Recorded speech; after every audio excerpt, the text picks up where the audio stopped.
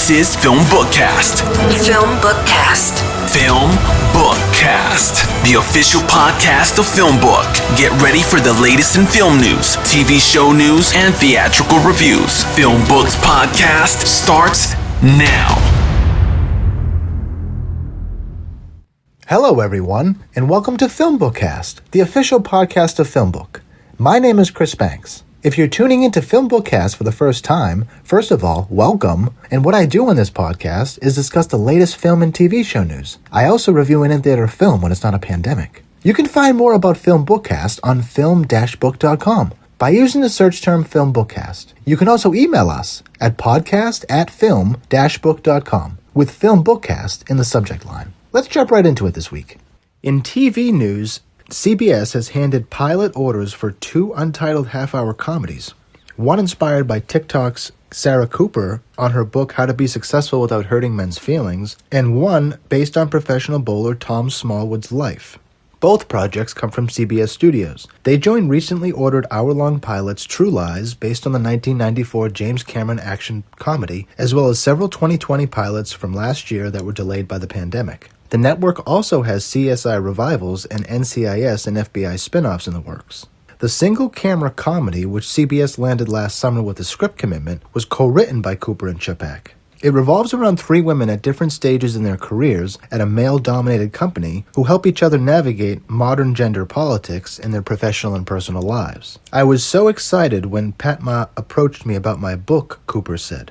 I met with Cindy soon after we immediately connected to this idea and sharing the experiences of women in their careers and their personal lives in a way that stays true to what people love about the book and brings them to life through characters people identify with. Cindy totally got the sensibility and the satire, and she also had the experience of telling compelling stories. I'm thrilled to be working with her on this. Smallwood is a professional bowler currently competing in the PBA Tour. After early struggles on the tour, he took a job at a metal shop, which led him to being hired by General Motors' Pontiac East Assembly plant in 2008, but he was laid off just months later. He returned to the PBA Tour and found success.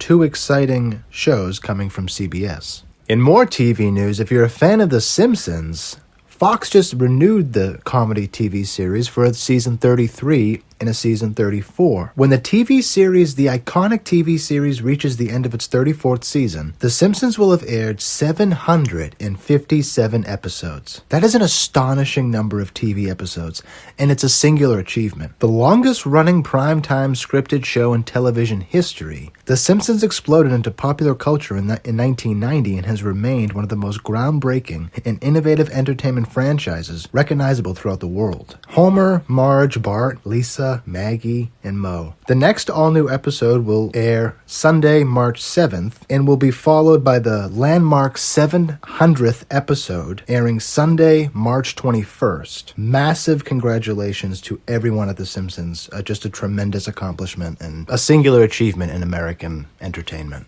In more TV news, what's slated to be a 6-episode return series, Starz has a limited TV series of Party Down in the works. Party Down aired originally from 2009 to 2010, and Starz announced this week that it is reviving the party with the development of an upcoming 6-part Party Down limited series. The use of reviving implies the original cast will be returning, although there has been no official announcement. Party Down follows a Los Angeles catering team who are all Hollywood wannabes stuck working for tips. Sometimes. But most of the time, they just take the guaranteed 20% while they wait for their big break. Each episode of the comedy took place at a different event the team is working, and they inevitably get too immersed in the lives of their guests. Ken Marino, Adam Scott, Jane Lynch, Martin Starr, Ryan Hansen, Lizzie Kaplan, and Megan Mullally, as well as Paul Rudd, Dan Etheridge, Karen Bailey have appeared on the series. The limited series will be produced by Lionsgate Television, and it grows a growing list of fan-favorite series that are now seeing new revivals. Over on NBC's Peacock streaming service, Saved by the Bell and Pucky Brewster both received the continuation series treatment, with members of the original cast appearing alongside new series regulars, while Showtime boasts an upcoming limited series version of Dexter, for example. Exciting TV news. In TV trailer news, Amazon Prime is coming out with a Barry Jenkins book-to-TV series adaptation of The Underground Railroad. The trailer is striking and gets me very excited for the show. With a May 2021 premiere date, The Underground Railroad stars Lily Rabe, Thuso Mabudu, Aaron Pierre, Amber Gray, Shakita James, Kylie D. Allen, among many others. Amazon original limited series The Underground Railroad from Academy Award winner Barry Jenkins will premiere on May 14th exclusively on Prime Video in more than 240 countries and territories worldwide. The 10-episode limited series is based on the Pulitzer Prize-winning novel by Colston Whitehead. The Underground Railroad chronicles Cora Randall's desperate bid for freedom in the antebellum South. It's a tremendous educational opportunity for us and a great moment for us to learn from. And I'm very excited for the Barry Jenkins series. Check out the trailer for The Underground Railroad. It's going to come out on Amazon Prime this May. In more TV news, Netflix is coming out with a documentary titled Operation Varsity Blues, The College Admissions Scandal. The trailer was just released. John Carmen wrote the screenplay. It is an examination that goes beyond the celebrity-driven headlines and dives into the methods used by Rick Singer, the man at the center of the shocking 2009 college admissions scandal, to persuade his wealthy clients to cheat an educational system already designed to benefit the privileged. Using an innovative combination of interviews and narrative recreations of the FBI's wiretap conversations between Singer and his clients, Operation Varsity Blues offers a rare glimpse into the enigmatic figure behind a scheme that exposed the lengths wealthy families would go to for admission into elite colleges and angered a nation already grappling with the effects of widespread inequality. Watch the trailer now for Operation Varsity Blues, The College Admissions Scandal. It debuts on Netflix March 17th. In more TV news, Hulu finally set a premiere date for the Marvel 2021 supervillain TV series MODOK. The animated trailer was just released and stars Patton Oswalt, Amy Garcia, Ben Schwartz, Melissa Fumero, among many others. In Marvel's MODOK, the megalomatic supervillain MODOK has long pursued his quest of one day conquering the world. But after years of setbacks and failures fighting the Earth's mightiest heroes, MODOK has run an evil organization, AIM, into the ground. Ousted AIM's leader, while also dealing with his crumbling marriage and family life, the mental organism designed only for killing is set to confront his greatest challenge yet, a midlife crisis. Check out MODOK trailer now. It's debuting on Hulu May 21st. Now let's get over to film news. What is some exciting film news for a film nerd like me? Alejandro Inarritu's first film since The Revenant is now filming, and it's being shot by Darius Khondji.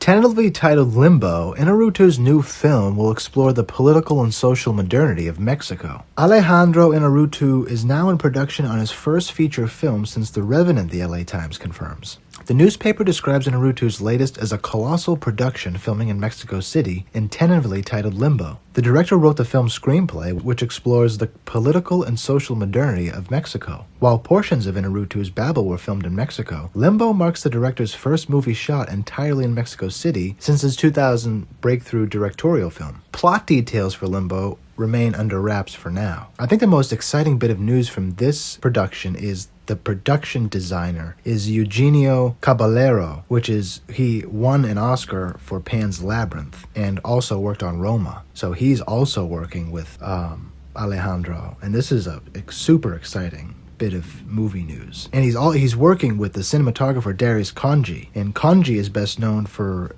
David Fincher's Seven, James Gray's The Immigrant, The Lost City of Z, Uncut Gems by the Safdie brothers.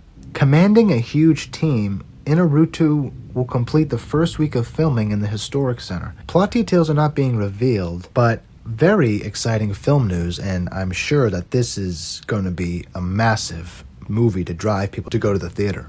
In other film news, Fast and Furious 9 and Venom 2 have the same exact June theatrical release date, with Minions 2 moving to 2022. Let the box office cannibalism begin. Fast and Furious 9 and Venom 2 will now be released on the same day in June of this year, specifically June 25th. Minions 2, entitled Minions: The Rise of Gru, will be released on July 1st next year. You can check out the trailers now.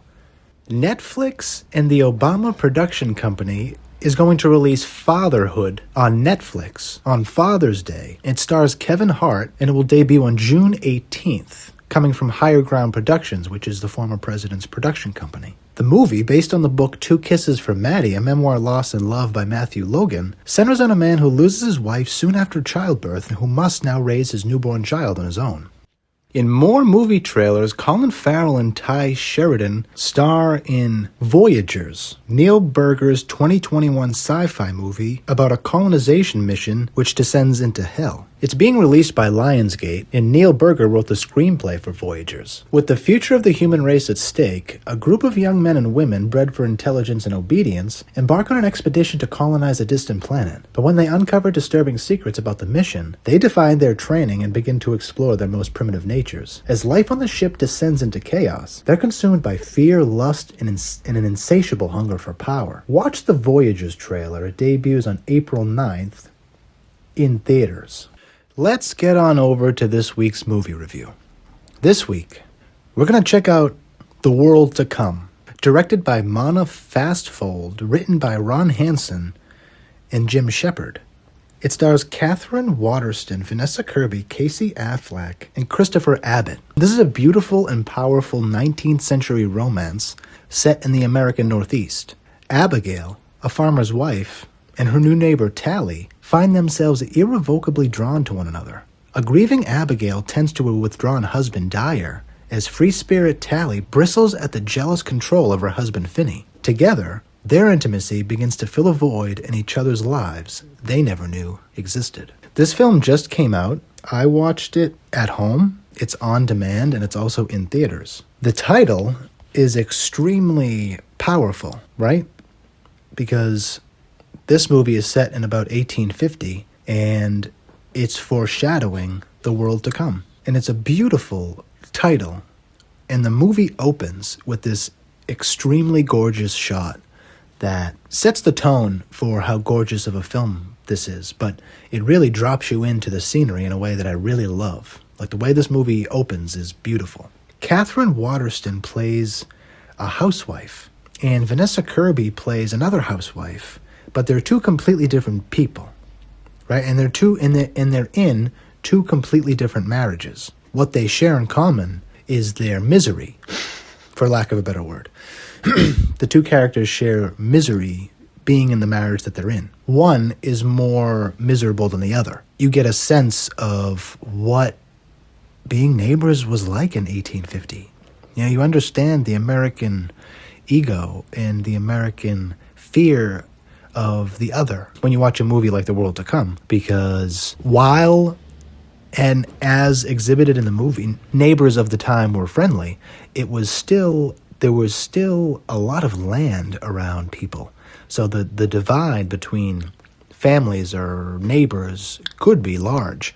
So that's what we share with this period of time today. Vanessa Kirby's character is a little more aggressive than Katherine Waterston in that she's more free, which is a really beautiful way to start to see a relationship form. You can tell from the first frame that these characters meet that they feel something for each other. But it's set in a time where this stuff just did not. It happened, but it happened in the dark. And if you talked about it in public, you could really get yourself in a lot of trouble and honestly a lot of danger. Vanessa and Katherine's characters really have to go about this falling in love thing with a mix of caution and secrecy, which is, for us today, something to sit back and appreciate, because while there is still work to do socially and perceptually and systemically, we're in a completely different place than Vanessa and Katherine's characters found themselves in The World to Come. What I didn't expect in this movie was the tragedy, and I guess I should have, because it's a romance, it's a love story, but there is deep tragedy in this film, and it hits you like a brick wall. Going on the journey to see how delicate of a love story these two have is both sad and very rewarding, right? Because it's tough to see humans experience an emotion so good and so overwhelming, but then the reality of their world makes them pretend like it doesn't exist. You know, that's something that we today can really appreciate for people who had to live through these very real social constraints that Vanessa and Catherine's characters worked through in the world to come. The cinematography is gorgeous. What's really hard to sit with is the secrecy aspect, because I feel like as an alive person, love is the paramount force that drives all of us, and you want to shout it at the rooftops, and these characters wanted to shout it at the rooftops, but they couldn't because they're married. They're in marriages. They can't get out of the marriages, because if you get out of marriages, you're upending social order. And it's just a super interesting journey to go on as a alive person in 2021. Because it does foreshadow the world to come. And we do live in a world where love should be the paramount force, that it must be protected. Whatever, if it's a love between two people, if it's a love between a person and a craft or a job or a country or whatever. We're living in a time now where that love has to be cherished. Vanessa and Catherine's characters, while they could cherish the love that they had, they also had to pretend and live lives that they would rather not live. And that's what's so beautiful about the film, is that it really makes you appreciate your present. And it makes me appreciate my present. I hope that you enjoy the movie as much as I did. I won't give away anything in the film, but you will be shocked at the tragedy, and it will touch you deeply, because love does that. And seeing love between two characters in such an unloving time, I guess, would be the right way to frame it, really leaves an impression on you, and it makes me appreciate my today a lot more than I did before I saw the film. So that's a really good takeaway for someone like me in a time like this. Thanks so much for checking us out this week. You can find more of my work on film-book.com. Just search for Chris Banks or FilmBookCast. You can find me on Twitter. I'm at CBanksy. I'm also on Instagram. I'm at @TheChrisBanks.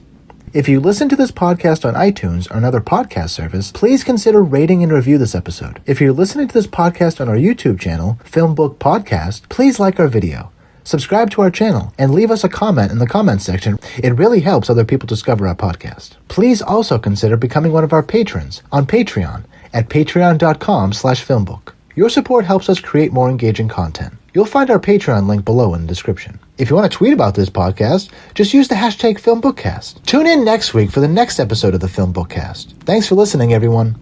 We'll see you then.